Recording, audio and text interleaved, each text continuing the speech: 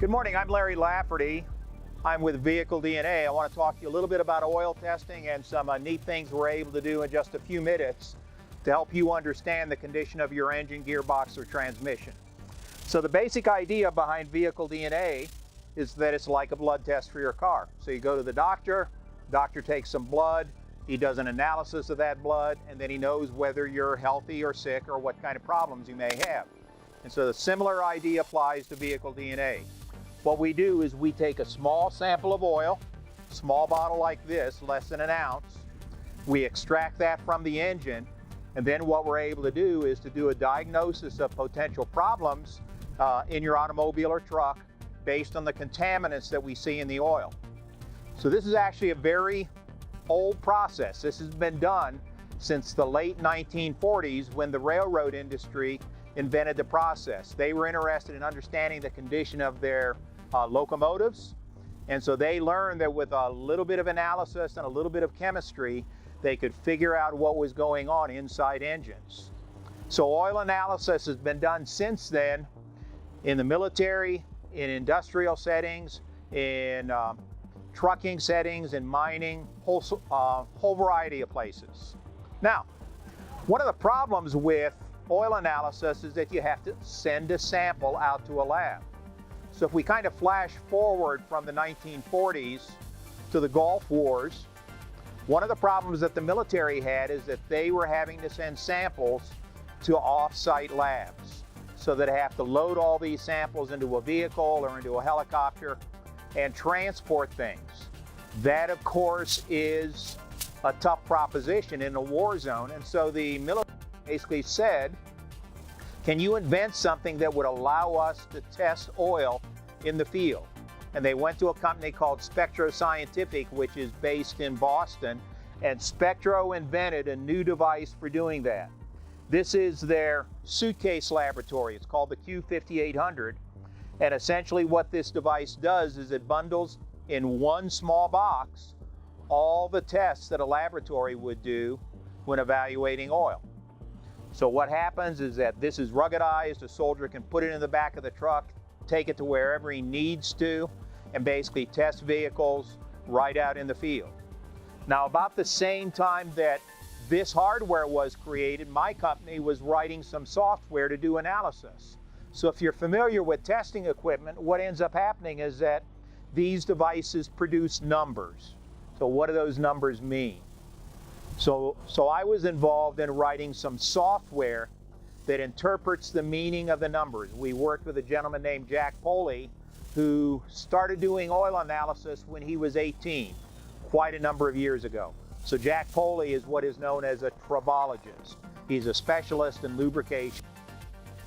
So we took Jack Poley's brain and put it in software.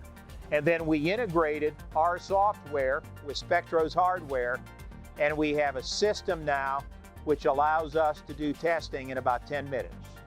So let me talk in a little bit more detail about what we actually have here. So the testing process is really very simple. We take a small sample and we do that by using a simple vacuum pump. We put a tube down the thick tube, a little piece of plastic pipe, and then what we're able to do is we're able to suck oil up into a little bottle like this. We take less than an ounce. Then what we do is we use the Q5800 to actually perform a set of tests. Let me talk about the test. There are 4 different devices in the Q5800. Right up here in the front, in fact, let me step forward here. I think I actually have a slide. Right up in the front is a device called a viscometer.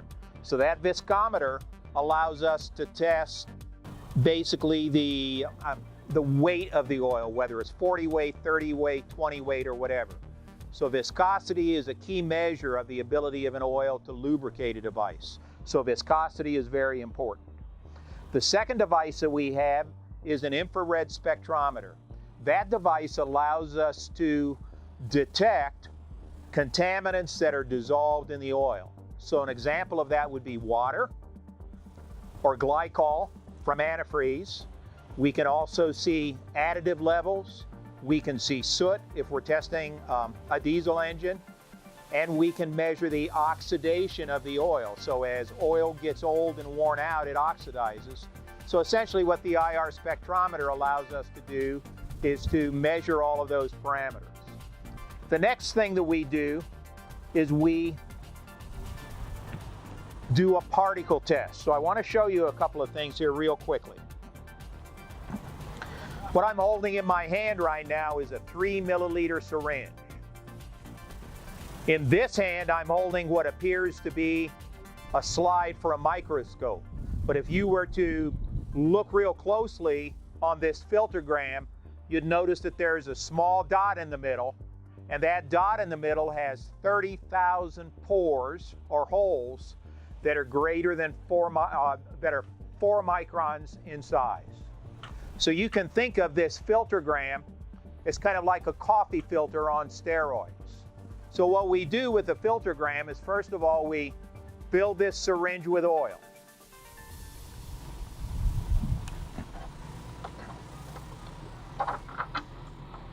We put the syringe in this device on the right-hand side of the tower, and we put the filtergram below it. What happens then is that what we're going to do is we push that oil through the filtergram.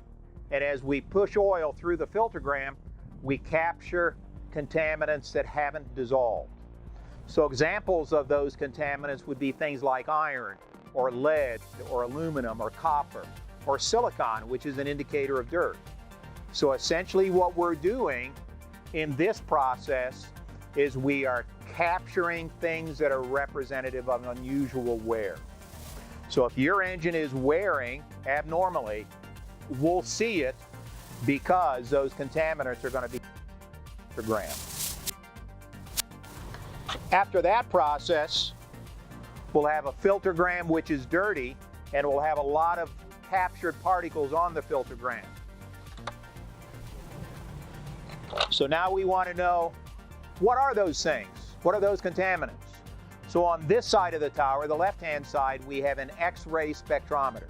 So what we do is we focus an X-ray beam on that filtergram, and we determine exactly how much iron, how much aluminum, how much silicon, and so on is in that sample.